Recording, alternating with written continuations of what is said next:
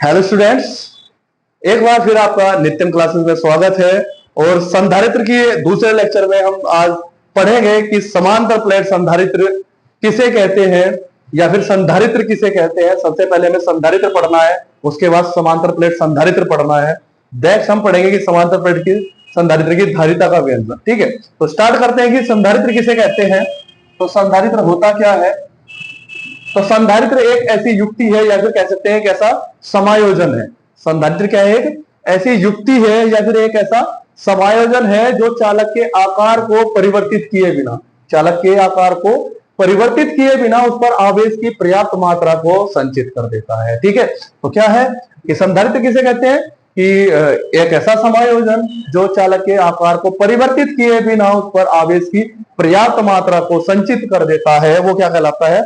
चालक कहलाता है। क्या कहलाता है? चालक। तो मान लीजिए अगर हम सेम जैसे हमने अभी चालक की धारिता प्रीवियस वीडियो में पढ़ी थी, तो वहां से है अगर मैं किसी चालक इसको संधारित्र को आवेश दूं और उसकी प्लेटों के बीच विभवांतर V है तो उसकी धारिता क्या कहलाएगी? C equal to Q upon V। तो उसकी चालक की जो जैसे चालक की धारिता थी सेम वही है, यहाँ पे भी C equal to Q upon V। तो आज हमें जो टॉपिक पढ़ना है वो है समांतर प्लेट संधारित्र, यानी संधारित्र किसे कहते हैं। तो संधारित्र तो हमने पढ़ लिया कि संधारित्र किसे कहते हैं। अब संधारित्र के बारे में इसका सिद्धांत पढ़ते हैं कि सिद्धांत क्या होता है इसका। समांतर प्लेट संधारित्र का सिद्धांत, मान लीजिए आपके पास कोई एक चालक प्लेट है। क्या है? कोई एक चालक प्लेट है, ठीक है, जिसको हमने क्या करा है? एक वैद्युत रोधी स्टैंड से जोड़ दिया है। ठीक है, अगर मैं इसको क्या करूं, किसी चालक के से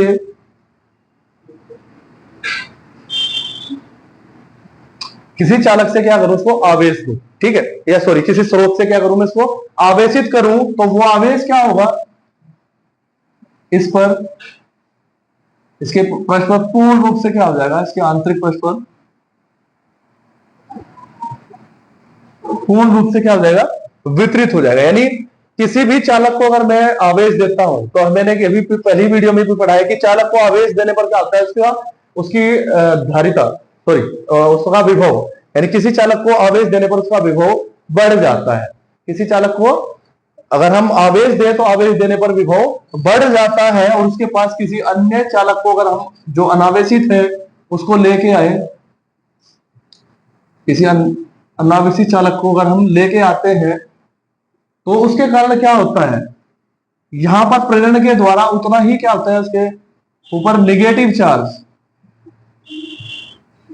उत्पन्न हो जाता है, और उसके दूसरे पृष्ठ पर क्या होता है? उतना ही धनावेश उत्पन्न हो जाता है।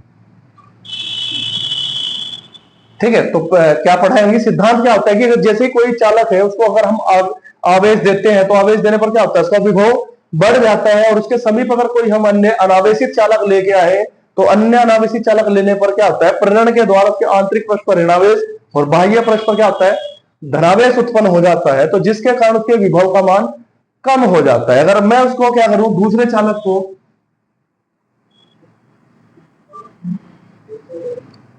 पृथ्वी से जोड़ दूं, यानी अर्थ से क्या करें? उसको कनेक्ट कर दें, तो क्या होगा?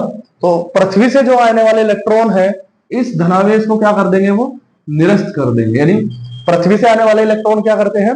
वो इसको नेग्लेक्ट कर देंगे, क्योंकि हमें पता है कि जो धनावेश है वो अर्थ की साइड और जो इलेक्ट्रॉन है वो अर्थ से हमारे चालक की तरफ प्रवाहित होते हैं। तो यहां से इलेक्ट्रॉन जो होंगे वो ऊपर की ओर होंगे, तो वो धनावेश क्या करेगा? धनावेश को निरस्त कर देंगे, जिसके कारण क्या होगा?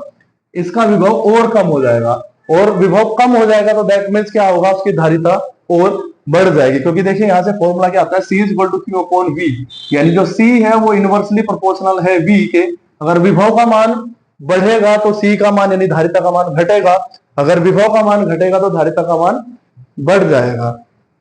ठीक है, तो यहां से जैसे कि हमने करा था कि सबसे पहले कि चालक को आवेश देने पर उसका विभव बढ़ गया था, लेकिन समीपवर्ती अन्य अनावेशित चालक के प्रभाव से क्या हो गया था? उसका विभव कम हो गया था।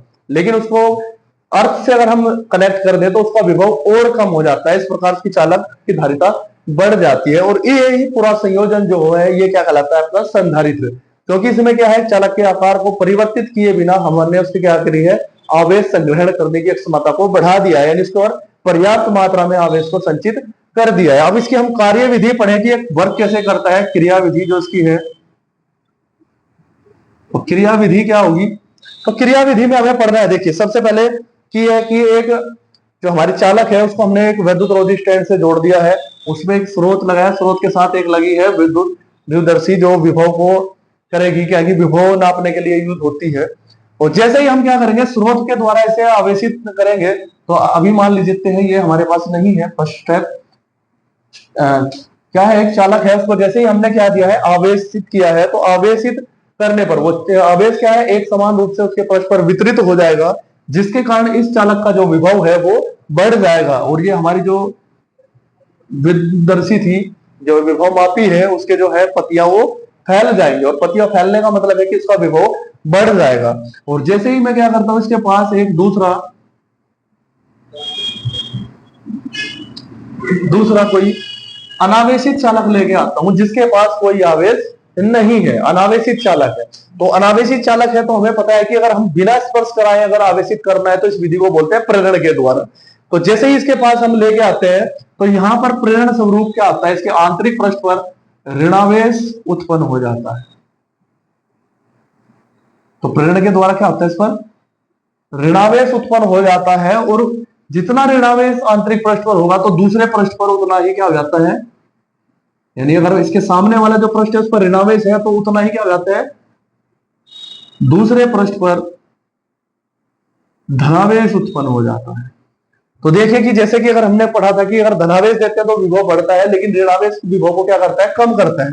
तो ये विभव ऋणावेश क्या करेगा, इसके विभव को कम करने का प्रयास करेगा, जबकि ये धनावेश जो है इसके विभव को बढ़ाने का प्रयास करेगा। लेकिन अभी जो है कि जो ऋणावेश है वो प्लेट के नजदीक है और धनावेश क्या है, थोड़ा दूर है, तो ऋणावेश का प्रभाव के कारण इसका विभव कुछ कम हो जाएगा, यानी पहला जो विभव था उससे क्या हो जाएगा, कुछ कम हो जाएगा, यानी पतियां हमारी क्या होंगी, सिकुड़ जाएंगी, पतियां क्या हो जाएंगी, सिकुड़ जाएंगी।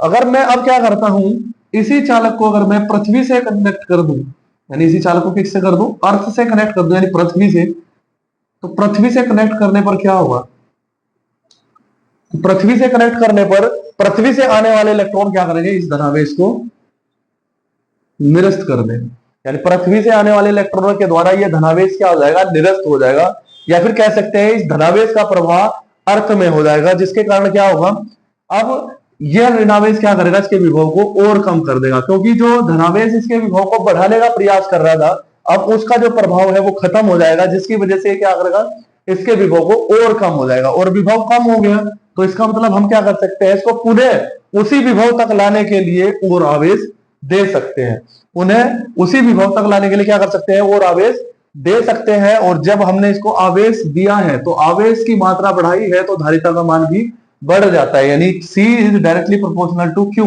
यानी जितना चार्ज हम उसे दे सके, उसके ऊपर संग्रहण कर सके, उतना ही क्या होती है, उसकी धारिता यानी बढ़ती जाती है।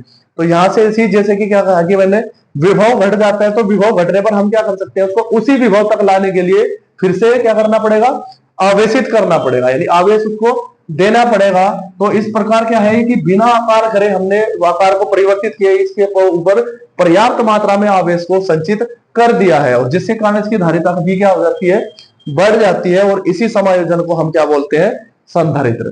क्या बोलते हैं, संधारित्र। तो यहां से जो फॉर्मूला आता है C is equal to Q/V, तो हम यहां से अगर डेफिनेशन देखें कि किसी संधारित्र की धारिता क्या होती है, अगर किसी चालक को Q आवेश देने पर उसकी प्लेटों के बीच विभवांतर, यानी Q आवेश दिया है और प्लेटों के बीच जो विभवांतर है वो V है, तो आवेश और प्लेटों के बीच विभवांतर का जो अनुपात है वो क्या कहलाता है, उस संधारित्र की धारिता, और इसका मात्रक भी क्या होता है, फैरड। तो अगर बात करें कि 1 फैरड धारिता से आप क्या समझते हैं, तो 1 फैरड धारिता क्या होगी, अगर किसी, मान लीजिए अगर Q की वैल्यू 1 कूलाम है और 1 कूलाम देने पर जो विभवांतर है वो कितना है, 1 वोल्ट है, कितना है, 1 वोल्ट है, यानी किसी भी चालक को या फिर किसी संधारित्र को 1 कूलाम आवेश देने पर, किसी संधारित्र को 1 कूलाम आवेश देने पर उसकी प्लेटों के बीच विभवांतर 1 वोल्ट है, तो उसकी धारिता क्या कहलाएगी, 1 फैराड। यानी किसी संधारित्र को 1 कूलम आवेश देने पर अगर उसकी प्लेटों के बीच विभवांतर जो आता है वो 1 वोल्ट हो जाता है, तो उसी चालक की जो उसी संधारित्र की जो धारिता होगी वो क्या कहलाएगी, आपकी 1 फैराड कहलाएगी। ठीक है, अब बात करते हैं कि ये किस इसको प्रभावित करने वाले कारक है कि वो किन किन बातों पर निर्भर करता है कि इसकी चालक की धारिता किस प्रकार हम बढ़ा सकते हैं, या संधारित्र की धारिता को हम किस प्रकार इसकी बढ़ा सकते हैं, ये किस किस बातों पर डिपेंड करता है। तो सबसे पहला है अतिव्यापन अक्षेत्रफल, या फिर कह सकते हैं प्लेटों का अक्षेत्रफल। क्या कह सकते हैं, प्लेटों के अक्षेत्रफल पर ये किस प्रकार निर्भर करता है। पहला है प्लेटों का अक्षेत्रफल ए। ठीक है, तो इसके लिए अगर हम देखते हैं, अगर इन प्लेटों को मैं क्या करूं, थोड़ा ऊपर या नीचे करूं, यानी इस प्लेट को अगर मैं क्या करूं, मान लीजिए ये बी प्लेट है, इसको मैं या तो डाउन करूं या फिर इसको थोड़ा अप करूं। जैसे मान लीजिए ये है फर्स्ट प्लेट है किसी चालक की, ठीक है, इसके समक्ष अगर ये दूसरी प्लेट अगर हमारी ऐसे ही स्थित है, ठीक है, तो ये बिल्कुल क्या है, एक दूसरे के ओवरलैपिंग है, यानी एक सामने है। तो जितना धनावेश इसके ऊपर होगा तो उतना ही ऋणावेश इसके फ्रंट जो हमारा स्पर्श होगा उस पर क्या होगा, तल पर प्रेरित होगा। लेकिन अगर मैं क्या करूं, इसको इससे ऊपर या नीचे खिसका दूं, मान लीजिए इस पोजीशन पे मैं लेके आता हूं इसको, तो क्या होगा, जैसे कि अगर मैं अपने हाथ से इसको समझाऊं, अगर अभी बिल्कुल एग्जैक्ट एक दूसरे के सामने है तो ये अति व्यापित कर रहे हैं एक दूसरे को, यानी ओवरलैप कर रहे हैं। तो ओवरलैप करने से जितना इसके सामने धनावेश होगा तो प्रेरण के कारण उतना ही इसके ऊपर, यानी सेम बिल्कुल सामने पूरे पृष्ठ पर क्या होगा, ऋणावेश उत्पन्न होगा। लेकिन अगर मैं क्या करूं, इसका अति व्यापन क्षेत्रफल जो हो, या फिर ऊपर नीचे करके वो घटा दूं, या फिर उसको बढ़ा कैसे सकते हैं, बिल्कुल सामने करके, और अगर मैं इसको ऊपर या नीचे कर दूं तो वो अति व्यापन क्षेत्रफल क्या होगा, कम हो जाएगा। जैसे अगर यहाँ पे है, इसको करेंगे तो ये इतने कॉन्टेक्ट के सामने, यानी इतने जो हमारा एरिया है इसके सामने है, तो अति व्यापन क्षेत्रफल इसका कम हो जाता है।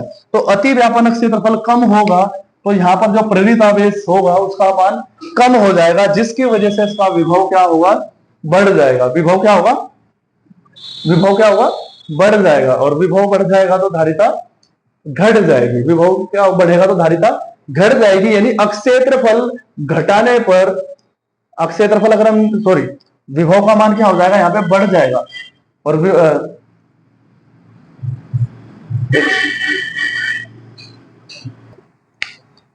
यानी अगर हम पढ़ना है कि अब जो प्रभावित करने वाले कारक हैं कि अक्षेत्रफल पर कैसे निर्भर करता है, तो सबसे पहले अति व्यापन अक्षेत्रफल की बात हम करते हैं।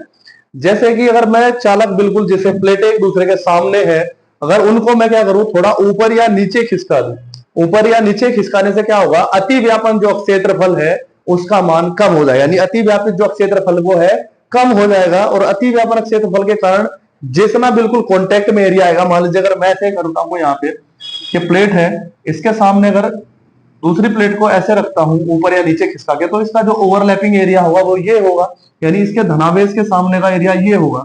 तो इतने पे ही क्या होगा, हमारा आवेश प्रेरित होगा। और आवेश प्रेरित होने के कारण क्या होगा, इसका जो विभव ऋणावेश क्या है, यानी यहां से क्या होगा, जितना पहले इसका अगर सामने बिल्कुल अगर ऐसे था तो विभव का मान क्या था, कम था। लेकिन जैसे ही अति व्यापन क्षेत्रफल इसका घटेगा, यानी क्षेत्रफल का मान घटेगा तो विभव का मान बढ़ जाएगा, और विभव का मान बढ़ेगा तो धारिता का मान घट जाएगा।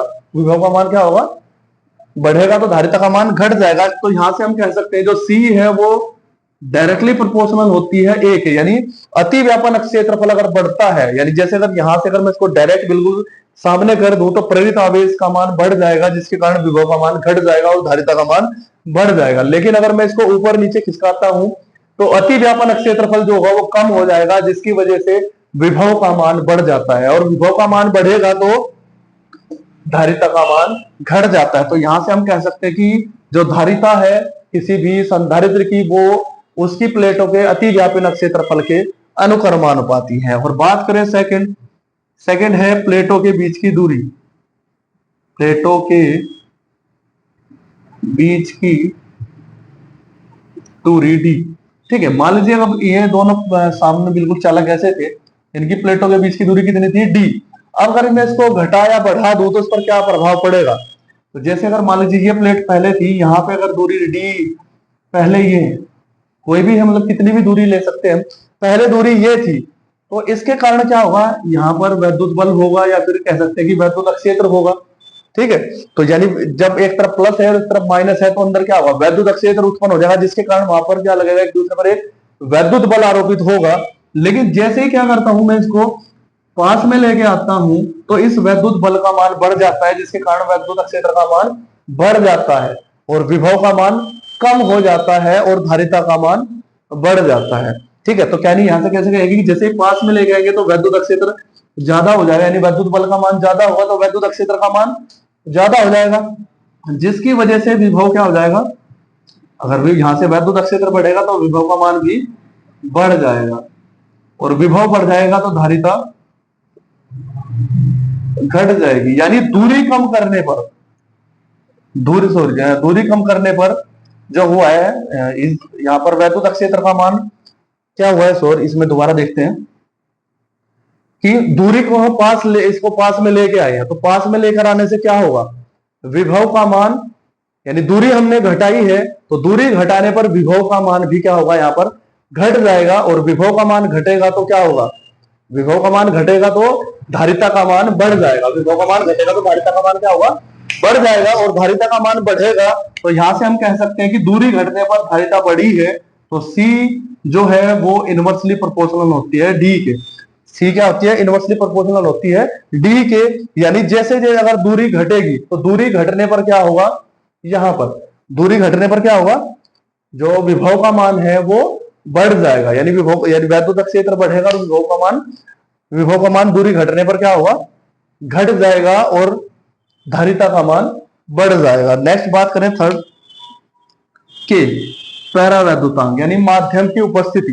तो माध्यम की उपस्थिति का प्रभाव क्या पड़ता है, तो यहां से C जो है वो डायरेक्टली प्रोपोर्शनल होता है K के, यानी माध्यम की उपस्थिति में क्या होता है कि वैद्युत बल का मान, अगर इसमें यहां पे रखते हैं तो वैद्युत बल का मान क्या होगा, तो वैद्युत बल का मान कम हो जाता है, यानी पैरावैद्युत रखने पर क्या होता है, वैद्युत बल का मान कम हो जाता है, जिसके कारण क्या होगा, इसके जो विभव है तो विभव का मान घट जाता है। विभव का मान क्या होता है, अगर पैरावैद्युत रखते हैं तो विभव का मान क्या होता है, घट जाता है और धारिता बढ़ जाती है। तो इसके प्रकार कह सकते हैं कि वैद्युत माध्यम यानी पैरावैद्युत माध्यम रखने पर भी चालक की धारिता क्या होती है, बढ़ जाती है। तो आशा करते हैं कि ये टॉपिक आपको अच्छे से समझ आया होगा और नेक्स्ट वीडियो में मिलते हैं समांतर प्लेट संधारित्र की धारिता के साथ। तो बने रहे नित्यम क्लासेस के साथ। धन्यवाद।